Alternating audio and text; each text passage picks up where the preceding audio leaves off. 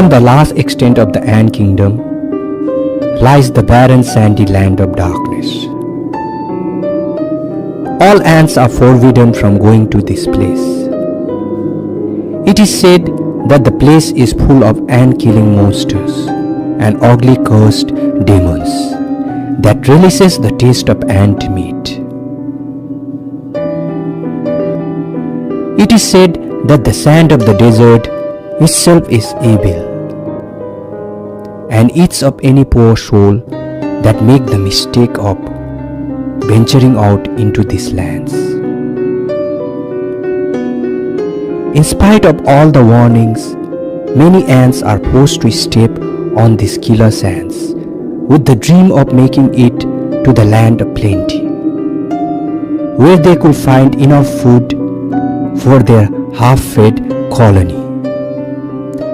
However, it is said that those who step in these lands get caught off in such a deadly storm that the only escape for them from this storm is death.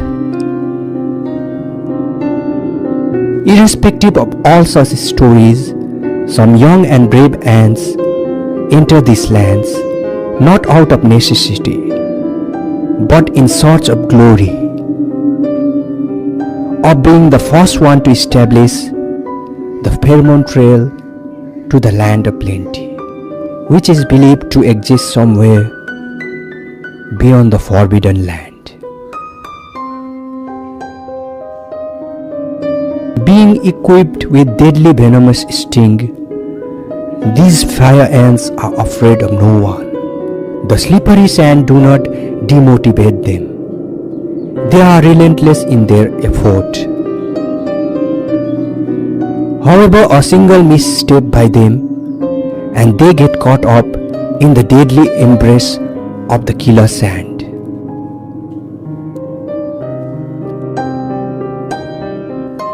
They struggle. They try to free themselves from the sand, but soon they themselves become a part of the sand,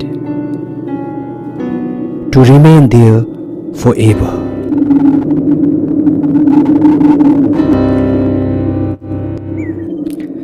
Goldie and two of her friends, who belong to the Camponotus Parias kingdom, are on their way to the forbidden land.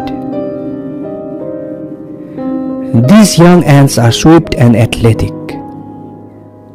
They love to take risks.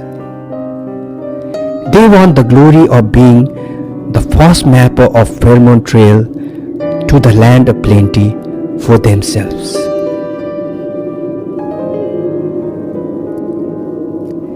Together they move through the rocky terrain of the forbidden land, overcoming every obstacle in their path.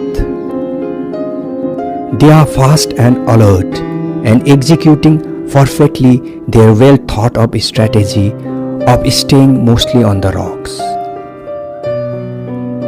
But now they must make a steep climb, and here there are no big rocks to step on. They have to step down on the sand now. Suddenly one of Goldie's friends disappears. The other friend of Goldie searches for the missing friend, but when she fails to find her, she quickly runs towards Goldie. Far down below in a large hole, the missing friend of Goldie is spinning in a strange manner. Just few seconds are gone and she has fallen down with only one of her legs moving. And then everything stops. Back above, the second friend of Goldie is moving up the slippery sandy terrain. She is just about to reach the top, but then she slips and falls down, and the next moment we find her trapped in the sand below.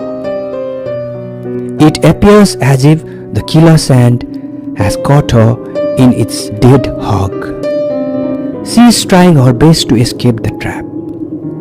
She is struggling hysterically to free herself.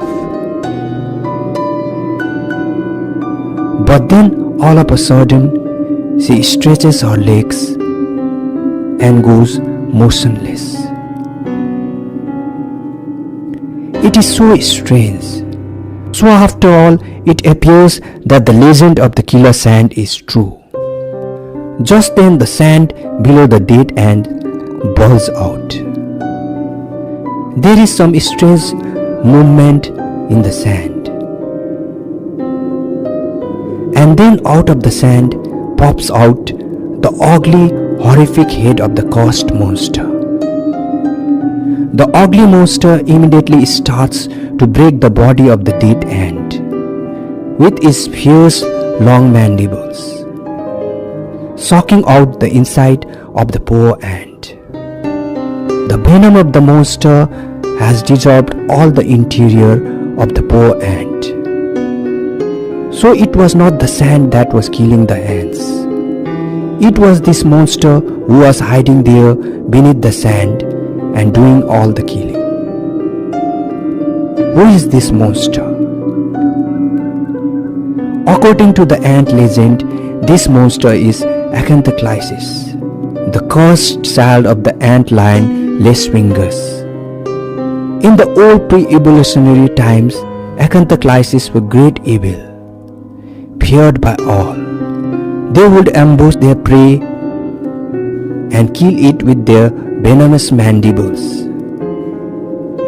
They were like near immortals, always hungry, and they could live for months without food in extremely tough conditions.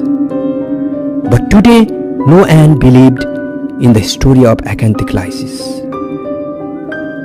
Every ant thinks it is a myth, but now it has been proven that Acanthochlysis are real and are secretly thriving beneath the sand of the Forbidden Land.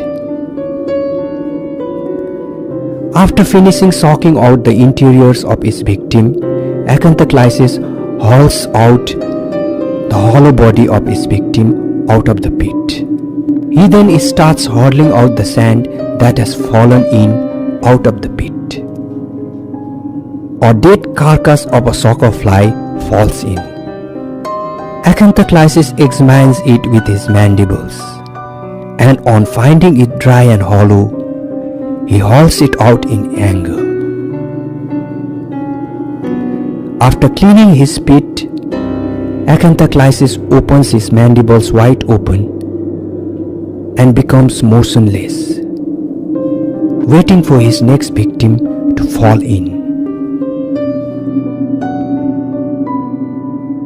The Acanthochlysis monster is laying still. Suddenly he becomes alert, as if he has sensed some vibration above outside the pit. Suddenly he begins to throw out the sand frantically.